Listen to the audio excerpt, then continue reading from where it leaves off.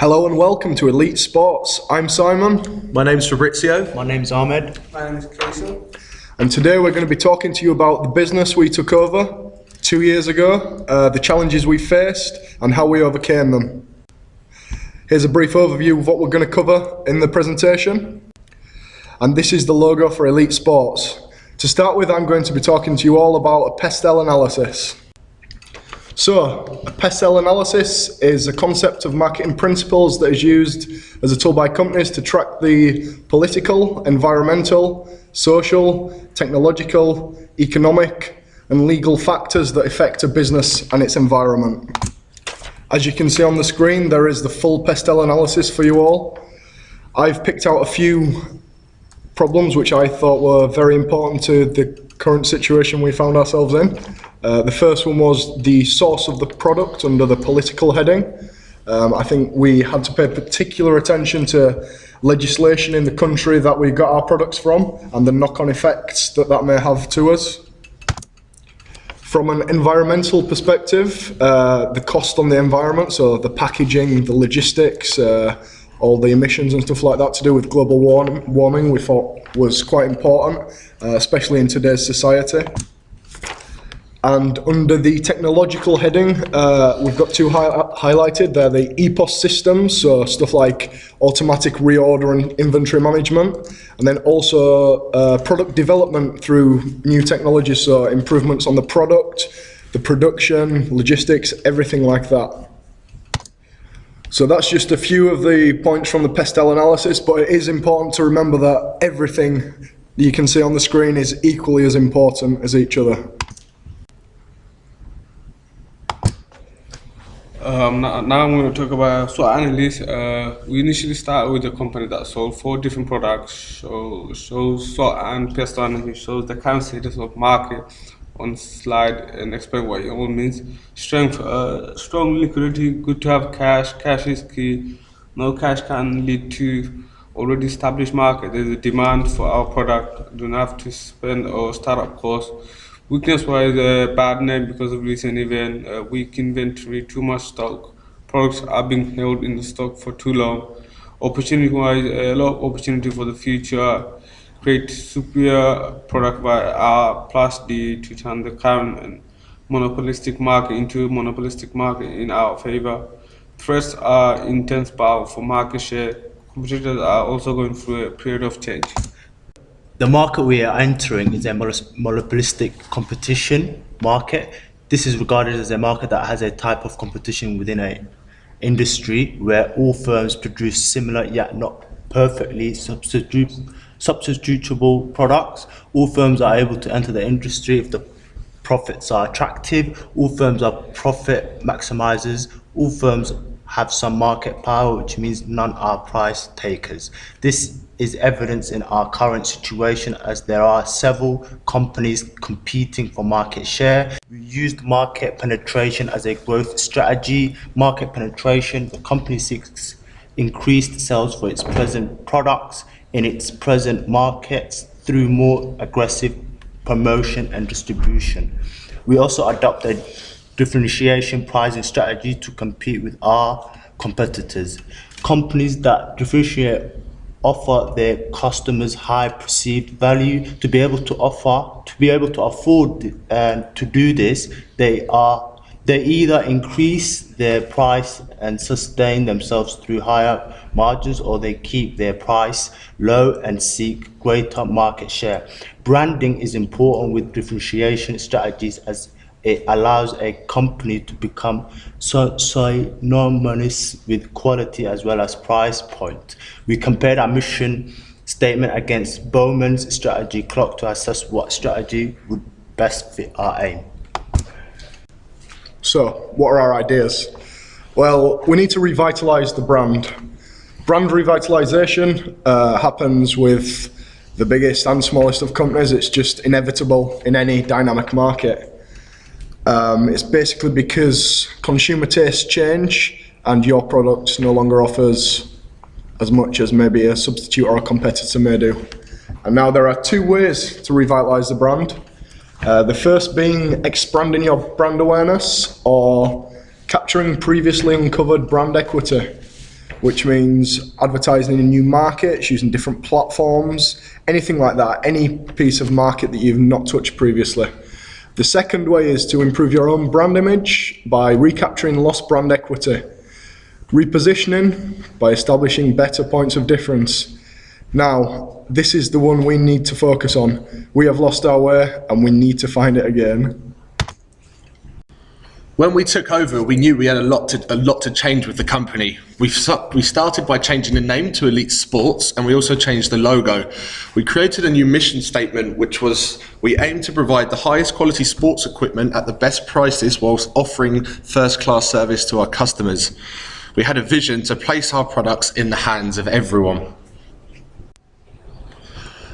We started to invest in various markets using market research tools such as market analysis, so we could gauge how our products were faring in the market, and we invested in competitor prices so we could price our own prices accordingly and remain competitive on pricing. Market research, as you can see, is extremely important, and it's very vital to the success of our company. It had been common practice for brands to take advantage and harness popularity and positive knowledge people associate with celebrities and use these well-known, admired people to promote products. A celebrity endorser will be seen as trustworthy and have particular expertise that would be reflected upon the intended brand. The reason I'm talking about this is because we changed the name of our products. So we changed the name of our football to the Zidane, the driver's helmet to the Hamilton, the tennis racket to the Federer, and the hockey stick to the Gretzky. These are named after famous athletes in their respective sports. They're consequently household names because of this. The public will make links with this, and the celebrity advertising our product will reach a wider audience, and the secondary brand associations will be formed. Secondary brand associations are thoughts the consumer may feel based on the brand's relationship with another due to the consumer having pre-existing associations with the second brand. These associations are then passed on to the original brand. This can work in a positive or negative manner depending on the situation. In this situation, the aim is to increase the scope and influence of our brand. Co-branding occurs when two or more brands are combined into a joint product or are marketed together in some fashion. One example of secondary brand associations is celebrity endorsement. A famous person draws attention and shapes perceptions of the brand based on prior knowledge. Loyalists of the celebrity are exposed to our product, and loyalists of our product are exposed to celebrity. This is a vital tool for any fading brand to try and recapture lost market equity. So we went into year 5 with high stock levels and we made, unfortunately, a negative profit.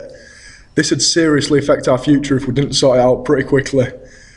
Going into year 5, we invested in segment size and society's values market research. This information proved invaluable, to be honest. We used this information to assess what products the consumer favoured, so we could focus on these products.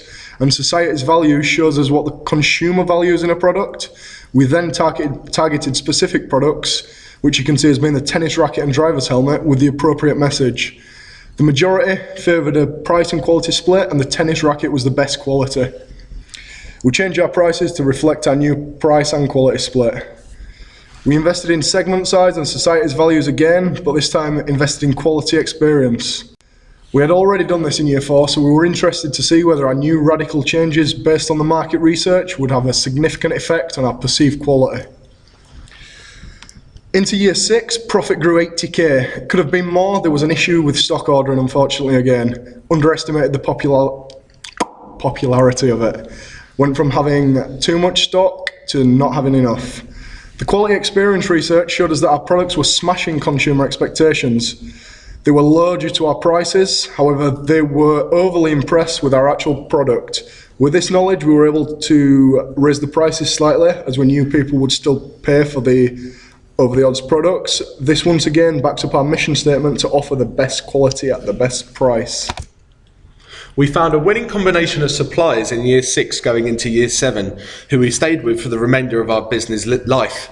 We also checked all of our products to ensure that the high quality we promised to our consumer was being delivered to them. We believe that sacrificing quality for a higher price margin was not a promising business plan. Our products were referred to as shopping products. These are products that are relatively inexpensive and would normally be infrequent purchases. We were faced with the challenge to differentiate our brand name, product features, design, and price from our competitors. We managed to do this, and our products had become really successful because we radically changed our product via research and development. Kaizen is a Japanese term, and it means continuous improvement. We followed this method as we were continuously improving our products over the 6 years, as opposed to having one significant costly change. As you can see with our products, we have invested heavily in research and development, and due to this, our products have been improved. Striking colours cause a clear difference between our products and our competitors' products. Less weight results in the usability increasing, resulting in better performance. We also use more environmentally friendly resources when creating our products. We are showing signs of corporate social responsibility, which is extremely important in the 21st century in business. Lastly, we've also improved our packaging, creating a smaller chance that the product will be damaged whilst being transported. Quality is defined as the totality of features and characteristics of a product that bears on the ability to satisfy stated or implied needs. We followed a value-based approach to quality, and we provided quality products that provided performance at an acceptable price. Our profits grew again this year, however, we did not order enough stock. Our inventory is where we had our biggest issues. When we first took over the company, we were ordering too much stock and paying a lot in warehouse costs. Then going into year 6, we failed to order enough stock for the surge in demand, and thus resulted in not having enough supply for the demand. This trend continued for the next few years and only resulted in the demand increasing dramatically and the supply not being enough. We failed to forecast demand accurately, which resulted in a loss of a lot of money. As you can see, our stock management, the inventory was always a lot higher than the cash coming in. And in queue management in a retail environment, the single line is the usual approach. However, we decided on multi-channel based on people's perceptions of time being affected. As I said, when we got to our last week, we made one big mistake. We failed to read our news, and so therefore we didn't see the strike that was in the transport. Therefore, we didn't get all of our stock. We missed out on a total of £308,000, which would have boosted our sales. And to conclude, you can see market research does allow for the most effective decision making, and it's not merely one factor or department that allows for a business to succeed. All decisions must complement each other. Communication between staff is key. Everybody needs to know what's going on. And the very final one, you must watch and listen to the news.